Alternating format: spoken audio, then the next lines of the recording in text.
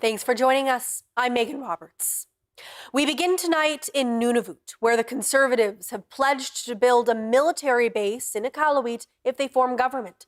Leader Pierre Poilievre made the announcement at the airport. As Samuel Watt reports, some Northerners have questions about how it'll work. Pierre Poilievre unveiling what he calls his plan to take back control of Canada's north. Canada still doesn't have a permanent military base in the Arctic, while at the same time Russia has reopened Soviet bases. Which is why he's proposing to build a base in Iqaluit within 2 years of coming to power. One that's capable of launching new F-35 fighter jets to deter, intercept and destroy threats, and land surveillance aircrafts. And this is how he plans to pay for it.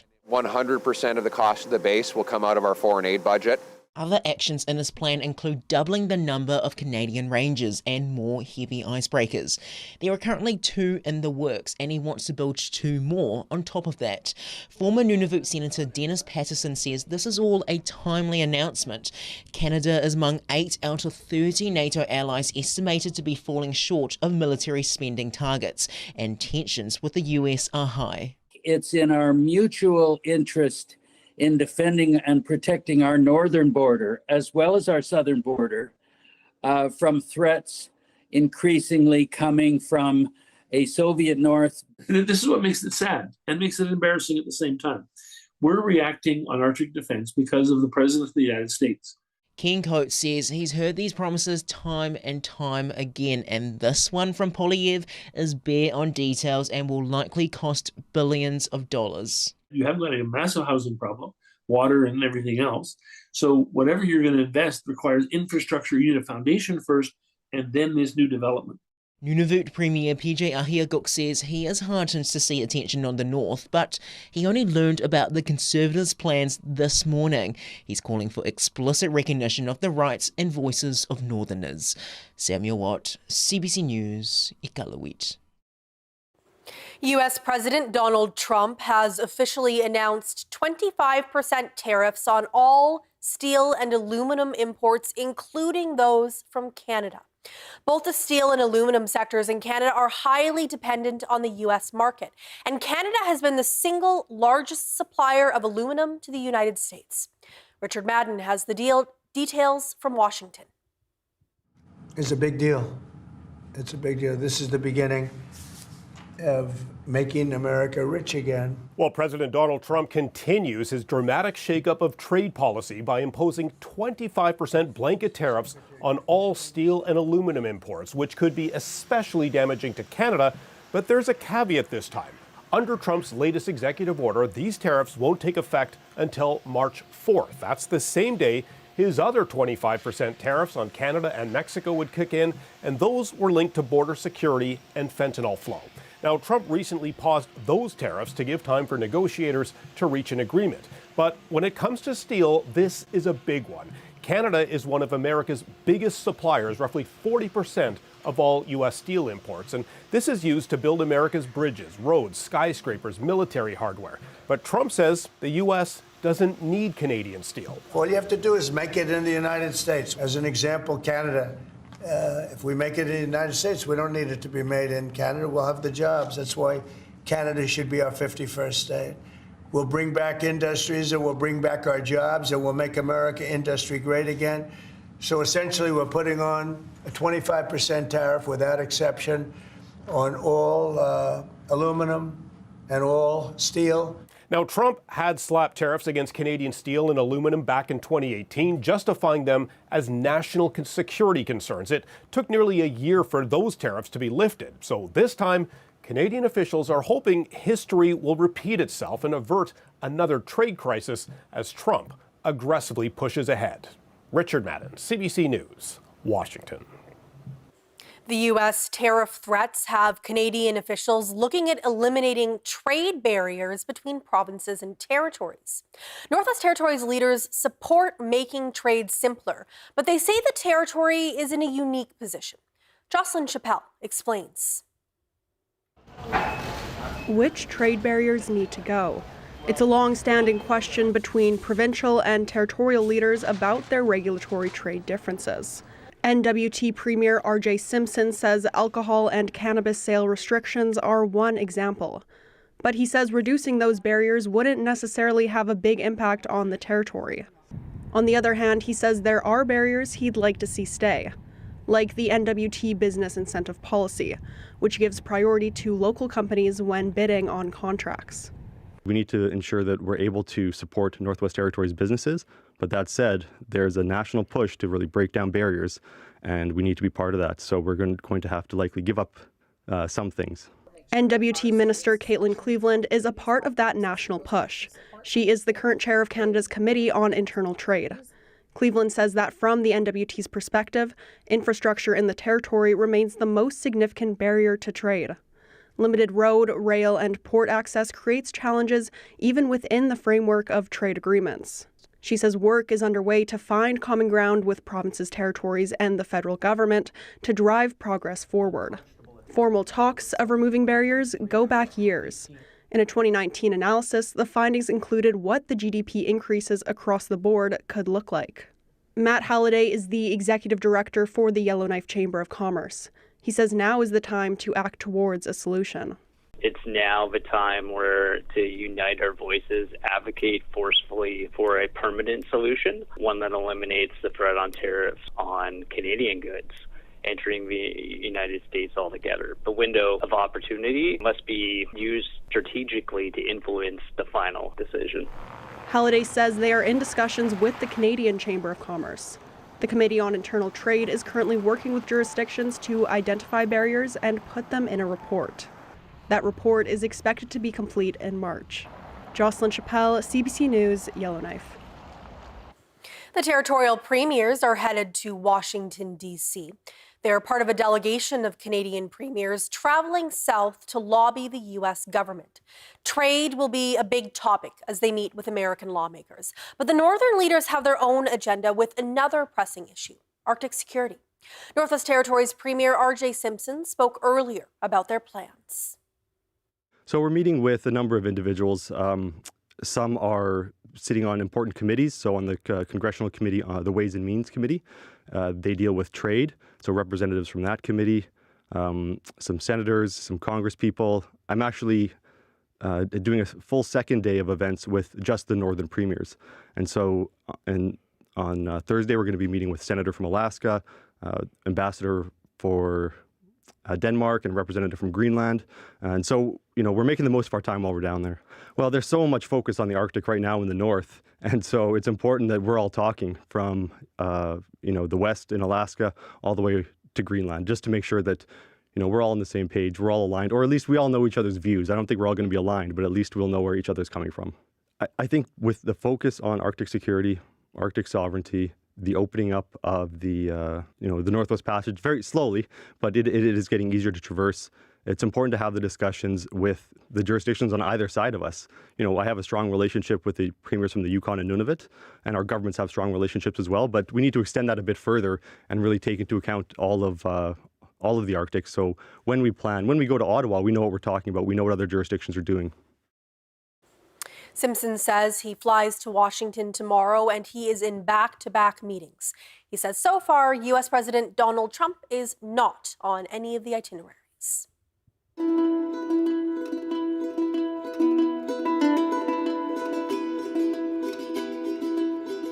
A Nunavut judge has cleared a Nunavut RCMP officer of an assault charge against him. The officer was charged after an incident in Arctic Bay in 2020, where he pointed his taser at a man during an arrest. The CBC's Emma Tranter has more. Luke Tompkinson was charged with assault with a weapon and uttering threats after he pointed his taser at Andrew Mukpa, threatening to use it in his face. That was during the arrest of another man in a house back in 2020. The incident was caught on video and posted to social media at the time. Mukpa can't be seen in the video during the interaction, but Constable Tompkinson can be seen yelling at him while he tries to arrest another man. At one point, Tompkinson tells the man he's arresting that he'll break his arm. Mukpa, who is sitting on the couch, tells Tompkinson he'll kill him. The criminal code says police officers may use force if it's based on reasonable and necessary grounds. In a decision published Friday, Justice Christian Lyon said the Crown had not proven that Tompkinson's use of force was unreasonable. He also said Mukpa was swearing at police and had threatened them, therefore acquitting Tompkinson on both charges. Emma Tranter, CBC News, Yellowknife. The Kalawit RCMP have arrested 2 men for unlawfully possessing firearms. One of them is wanted in relation to 3 separate police investigations. Police found the man inside a vehicle during a traffic stop last Tuesday near the Legislative Assembly. During the arrest, they found a loaded, prohibited firearm. The 2 men face a series of firearm-related charges. Their court dates are scheduled for March 3rd and March 4th. In the Yukon, the Teslin Tlingit Council is taking a significant step towards administering their own justice. The Federal Minister of Crown Indigenous Relations traveled to Teslin, Yukon on Saturday to sign an agreement. It promises a $5 million investment into the council's justice system, followed by an annual cash infusion of $2.1 million each year. The money will go toward implementing the First Nations corrections and community service model. That includes establishing a land-based healing camp and a move toward further self-government on justice matters. The nation aims to have its rehabilitation system fully operational by 2027. There's a research gap in how older Métis adults engage in physical activity, but a new study is trying to change that. Published by the International Journal of Indigenous Health, it highlights the need for culturally integrated approaches to physical activity. Researchers worked with 12 Métis adults in their 60s to mid-80s. Lyra Smith is an assistant professor at Yukon University and one of the authors of the study. They found Métis adults relate physical activity to working on the land, like chopping wood or trapping. So they really express the importance of intergenerational activity, which I think is different than our Eurocentric kind of Western culture, where we compartmentalize activity quite a bit. And we also look at it in relation to sort of setting up structure and having activity classes or going to the gym and that kind of thing. Here it's integrated into their lives and it's integrated into the community itself. Smith says their findings show physical activity has a broad definition within the Métis community. They add that further research within Indigenous culture needs to start within the community itself. A Northern environmental group is calling for NWT MLAs to do a better job managing the Northwest Territories Heritage Fund. The fund was created 12 years ago to save money collected from mining and oil and gas development. It was intended to share the benefits of resource development with future generations. I think there needs to be better communications and awareness in the public as well about the Heritage Fund. We don't really promote it and talk about it a lot. And when it's buried in the public accounts in Section 3 and nobody really talks about it, nobody's really aware of it. O'Reilly is a former Northwest Territories MLA. He noted that $20 billion worth of resources have been extracted from the NWT in the last 10 years. Only 0.25% of that, about $50 million, made it into the Heritage Fund. O'Reilly pointed MLAs to a government study that said the Northwest Territories' royalty and corporate tax regimes are one of the most charitable in the world for mining companies. Imperial Oil is one step closer to getting a 60-day renewal of its water license in the Northwest Territories. It's one of 2 temporary license renewals being considered as a stopgap measure. The Sawtooth Land and Water Board recommended the renewal for Imperial Oil's operation in Norman Wells. The Sawtooth Secretariat said the company's facility needed an environmental assessment. That extended the time it took to review Imperial's application to renew its water license for 10 years. Its current license is set to expire early next month. The 60-day renewal now needs approval from Canada's Minister of Northern Affairs. Imperial Oil says time is running out, and it says that without the renewal, it must shut down its Norman Wells operation by the end of the week. Forced and coerced sterilization of Indigenous people is still happening. The Survivors Circle for Reproductive Justice has supports available for Indigenous survivors. Join the National Registry and access up to $70,000 in healing support funds for individuals, families, and communities. The deadline to apply is March 31st. If you or someone you know has experienced forced and coerced sterilization, please call 1-877-386-0750 or visit reproductivejusticesurvivors.ca for more information. The Kanwipita National Inuit Health Survey team is going to every community in Nunavut, speaking to Inuit about their health and wellness. And every answer will help us as Inuit determine our own priorities for a healthier future. Together, we will answer the question, Kanwipita, how are we? Find out when we're coming to your community. Learn more at qnihs.ca. In your once stolen vehicle in West Africa. That is crazy. Jumped in the car and then off they went. I want my truck back. 300% increase in auto theft. 300%. It's organized crime, well financed. They are selling vehicles that are insecure. They're working on it. We hear that from a lot of automakers. Yeah. We think we found your car. Oh my goodness.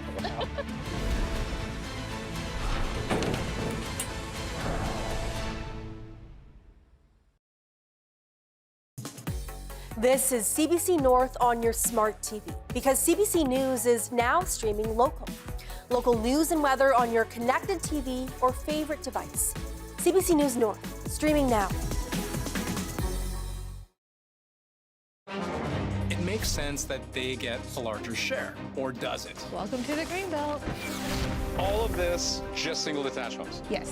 What do we know? I think we can explain. About that with Andrew Chang.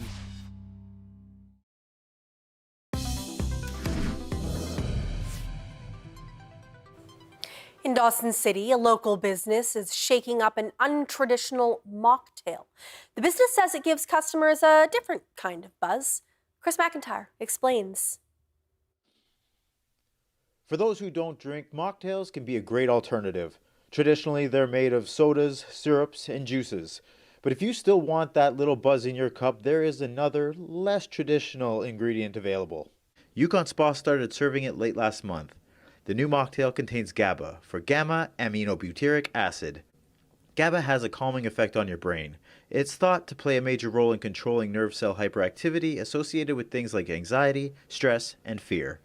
The spa's co-owner, Lee Manning, says that the all-natural secret ingredient gives customers the highs of having a drink while still being 100% non-alcoholic. So what it does, it's the equivalent of, say, a couple of drinks.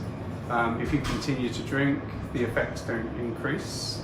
Once neurotransmitters, once that's done its thing, that's it. It doesn't sort of increase with dosage. In other words, you can have as many of their cocktails as you want without the worry of a hangover.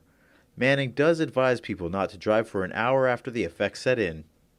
West Dawson resident George Filipovic was out with friends and decided to try the tasty concoction. He was finishing up his second mocktail when I spoke to him. Filipovic says he's had mocktails in the past, but this one is different. There's a certain sensation, the way it tickles your tongue, I guess. I like it. Very descriptive. All right. Well, would anybody else like to share? I think George is drunk. Maybe it's more like at least one beer. Brian Dienick was also there to try the mocktail. Dienick says it was his first time ever trying a mocktail, but it surely won't be his last. Upon speaking with him, I couldn't help but think he was feeling pretty good too. Yeah, no, I definitely feel something. I'm definitely not drunk. Just feel relaxed and good. The spa is offering the mocktails in an effort to support wellness in the community and create a space for people who abstain from alcohol. Chris McIntyre, CBC News, Dawson City. Air Canada has admitted it had no record of a handful of passengers that took its flight in recent years. They call the incidents rare and a technological malfunction, but others call them a safety concern. Erica Johnson has more. Hi, Auntie Ha. Montreal's Yukar Lim doesn't speak English, so her niece is helping to tell her story. Lim recently took a trip to Europe, but when she tried to check in to fly home from Budapest, learned Air Canada had deemed she didn't show up for an earlier flight on her itinerary and cancelled her return ticket, standard policy amongst airlines. Except Lim says she wasn't a no-show. Her niece translates.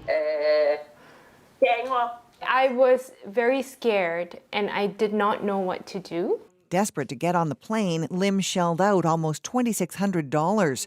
Later, tried to get compensation, but the airline insisted it had no record of her boarding the plane. Go Public has learned of 5 other Air Canada passengers, all also incorrectly deemed no-shows. Their return tickets also cancelled. The airline insisted that Dan Ratkoff and his family never flew to Calgary for their ski trip, despite boarding passes, even a selfie on the plane. I think it was 3 or 4 times that I was told that I am not in Alberta and that I didn't show up at that airport. Christopher Bailey's flight from St. John's to Vancouver was cancelled, so he sued and learned the airline couldn't even find his seat. 34A did not show on its flight manifest. An Air Canada spokesperson said these cases are extremely rare and due to a human error or technological malfunction. Incorrect flight records can be a major safety concern, say experts, who point to rare cases of aviation emergencies, like the recent crash in Washington. People are trying to rescue those people, and if they don't know how many people are in the water, how do they know when they have them all? An Air Canada spokesperson said safety was in no way compromised, but repeatedly declined to address what might happen in an emergency. The airline said it will reach out to the customers it incorrectly deemed as no-shows to rectify the situation and apologize. Erica Johnson, CBC News, Vancouver. A new blockbuster in theaters is tackling a familiar premise, a human-like robot that goes bad. Magda Gabrisalasa looks at the Hollywood appeal and whether those robots are still just fiction. Companion is a romantic thriller with a human-like robot. It's the latest in a long list of bots on the big screen. And now humanoids are appearing in real life too. Robots and AI that are indistinguishable from humans. Aria, the AI-equipped humanoid, was at this electronics show in Las Vegas in January. The Canadian tech company that made her sold about a dozen like her so far. They're really there to act as a companion. Maybe they can work for you as a concierge, a greeter at a retail store. In North Bay, Ontario, humanoids of a different kind have popped up too. Hi, Henry. Canadore College is running a social robots program to interact with seniors. I think that's a good way of, learning stuff. Now, older adults like Henry are being trained to take the robots out into the community. Our older adults live a very real experience of being isolated and lonely. So to have a robot operated by a human being as a way to engage with them, I think there's nothing wrong with that. This academic studies the pros and cons of human-robot relationships. She says privacy is a consideration with the microphone and camera-equipped robots. But on the plus side is a benefit to brain health. For children experiencing stressful situations, for families, for older adults in various living arrangements, we're seeing a lot of benefit. But Hollywood paints a darker picture. For decades, deathbots from the Terminator to Megan have lit up screens. In reality, it's not robots we should fear, says this expert. Need to be scared only if the person who programmed them to do something very specific that is bad. Shut her down already. Good or bad, he says we're still decades away from humanoids walking among us. Magda Gabrisalasa, CBC News, Toronto.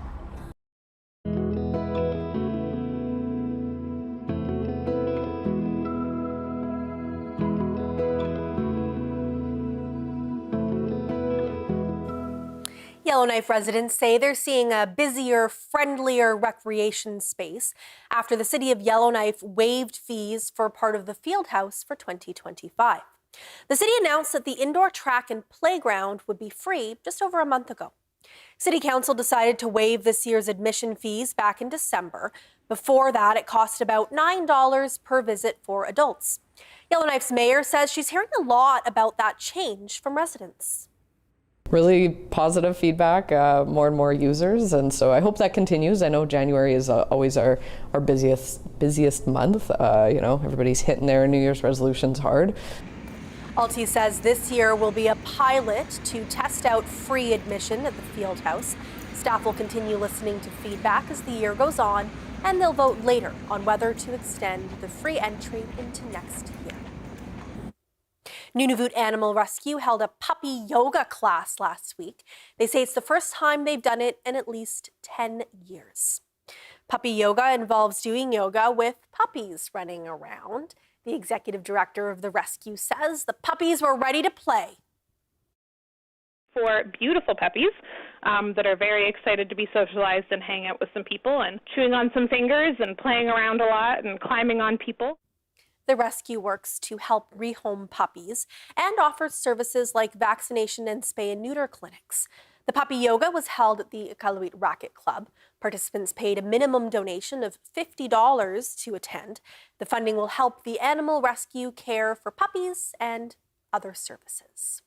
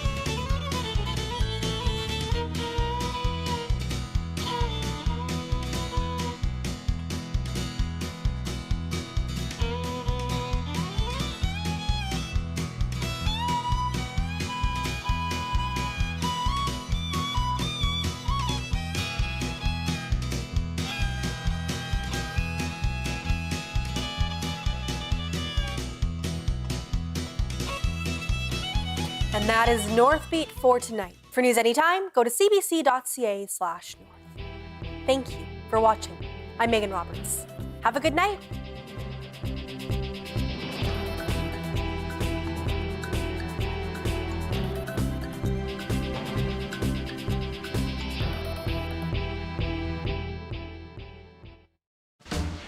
The question is, I'm just going to ask, I want to ask you both, why is this such a big deal? what does the science say? What was their reaction? What are we talking about here? Who told you? So, to be clear, What would you say to them? what is the actual story there? Big question is, what's going to happen tomorrow? Let's talk about some serious topics now. What should you do? What happened? What are you going through? Tell us about that moment. What she means by that. How would they have known that? What we're hearing from people is I think we can explain.